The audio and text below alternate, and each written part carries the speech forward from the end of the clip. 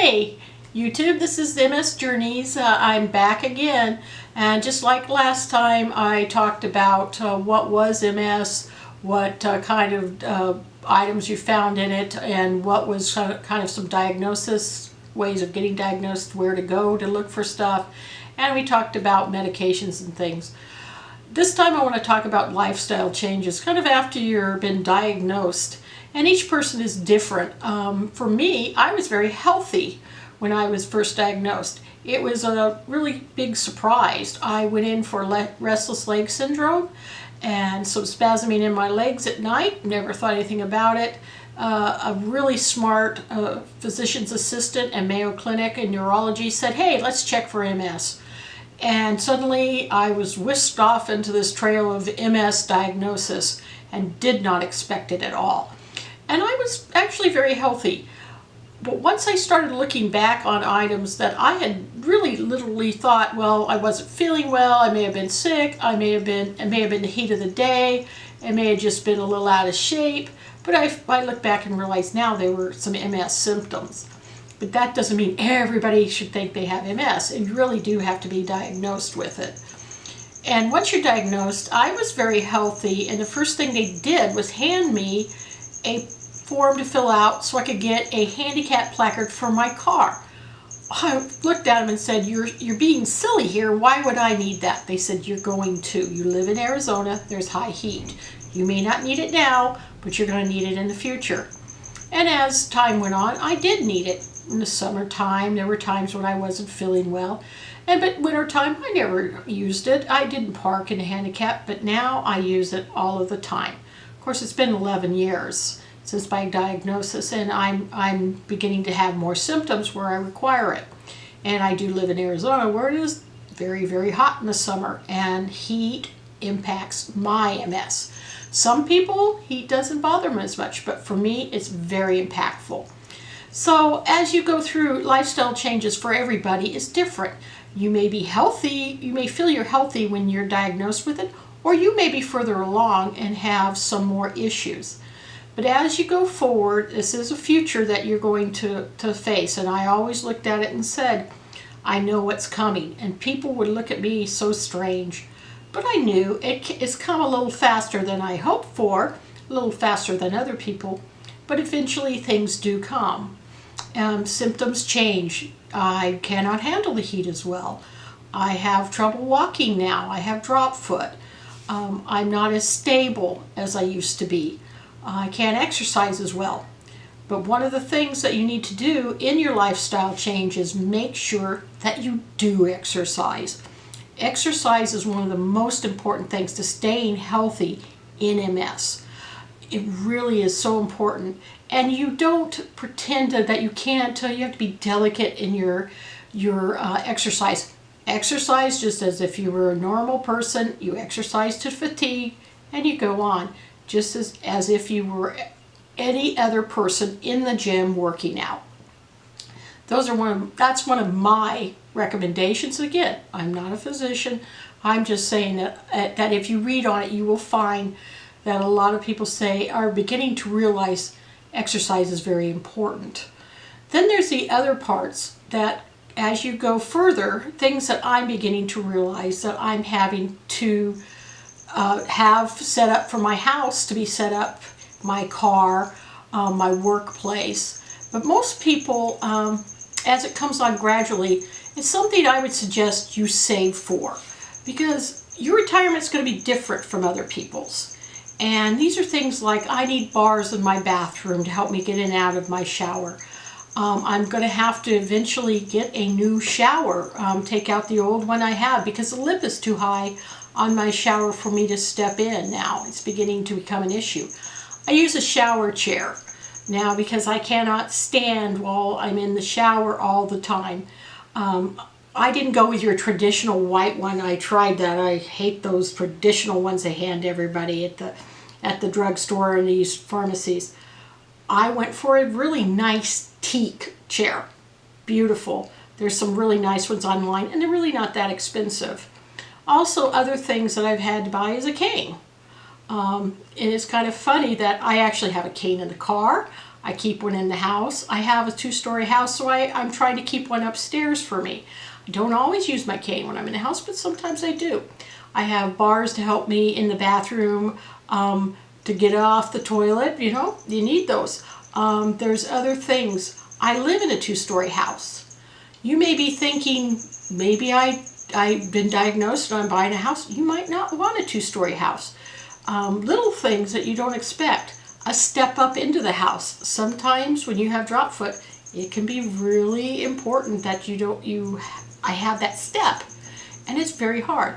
What kind of job do you do? These are other considerations.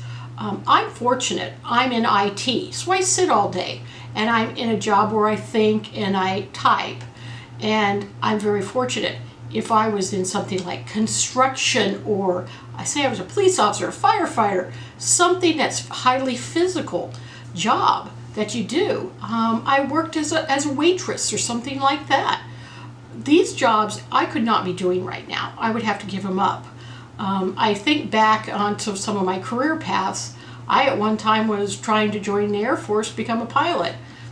That career would have been gone a long time ago for me because of the MS. It's just these odd things that you think that I look back and I see different career paths. I'm fortunate I'm in a career which pays well, has good benefits, and really covers most everything. Even the best benefits don't cover everything that you need. And I'm very fortunate that I can work in this career, in this industry, longer than some other people. There's a lot of, if you look and see, you'd be surprised how many athletes have MS. And they keep their careers going, but you can only do it for so long. Also, you have to figure out where you want to live in the country. This is actually becoming a question for me because I live in Arizona where it's extremely hot in the summer. When it hits 118, I am almost in bed, very ill. I get the pseudo flares, and it's hard to walk, it's hard to think. It's really, for me now, I used to love the heat, hang out in it all the time, go outside, didn't bother me. Now I hibernate and hide. That's why I'm so pale all the time. Everybody teases me about it. But, you know, Arizona, when you look on the list, and I actually did some research recently because I'm thinking, the doctor actually said, you might consider moving because it's affecting you so badly here in the summer. In the wintertime, I'm happy here. I do very well in Arizona in the winter. So, do I leave here in the summer and come back in the winter? I don't have a job like that right now, so I can't. Love to do that. It'd just be the opposite. And when you get into cold, because I have lived in the cold, I did live in Chicago for a while. Fortunately, when it wasn't super cold, I was in light winters there. Fortunately, as an Arizona native, it's the only way to live in Chicago in the winter. Couldn't handle the blizzard there. But even there, I found that impacting my MS, the super cold impacting me. Didn't realize it at the time, but I look back and I see that it was affecting my MS.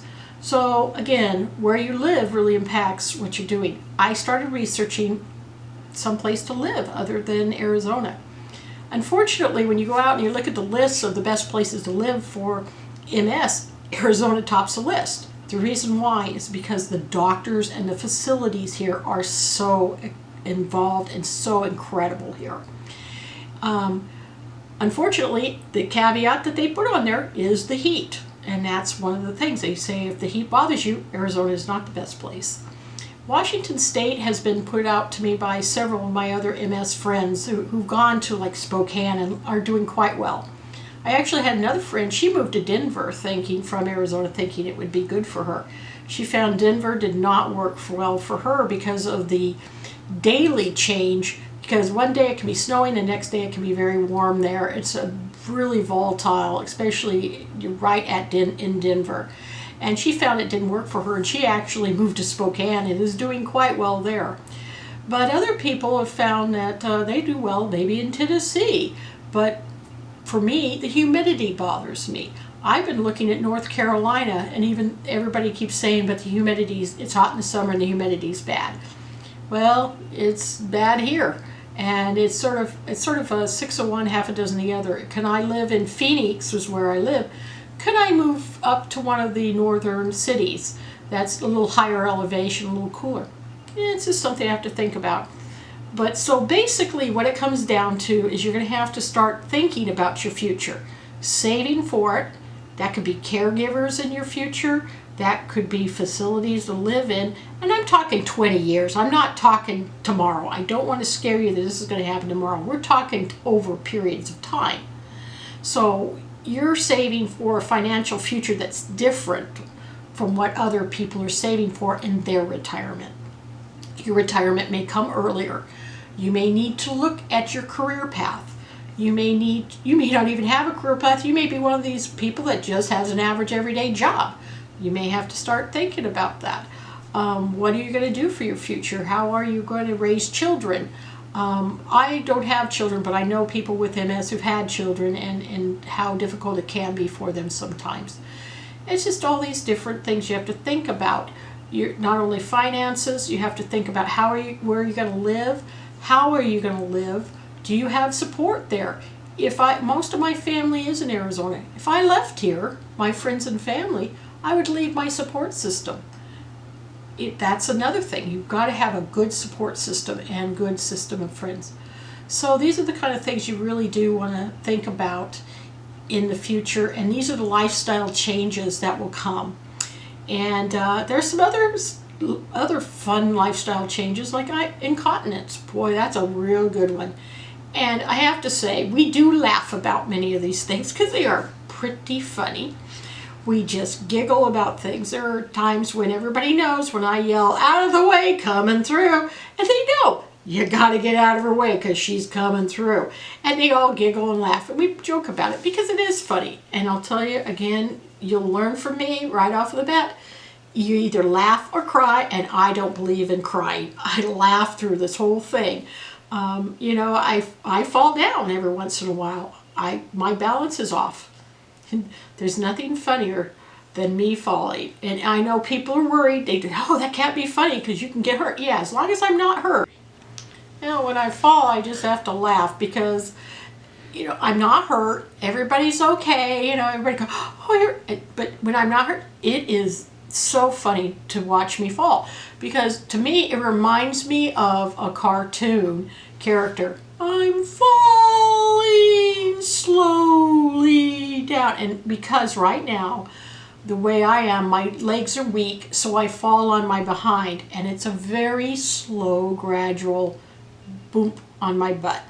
And everybody there, you can tell they're all trying not to laugh, but they're laughing. So we just have to laugh at the world right now. So don't be afraid of what's coming, but know what's coming and prepare for it. And you don't have to say the world's ending. I'm not talking about it's horrible or anything. It's a disease, and I have it, and I'm facing it. But it's not going to destroy me, and I've got to move forward. My aunt taught me very well a long time ago was, you can sit there and you rail at the new issue you have. Whatever it is today. Today I can't walk. Today I have to run to the potty faster than anybody else. And we do call it potty run around here.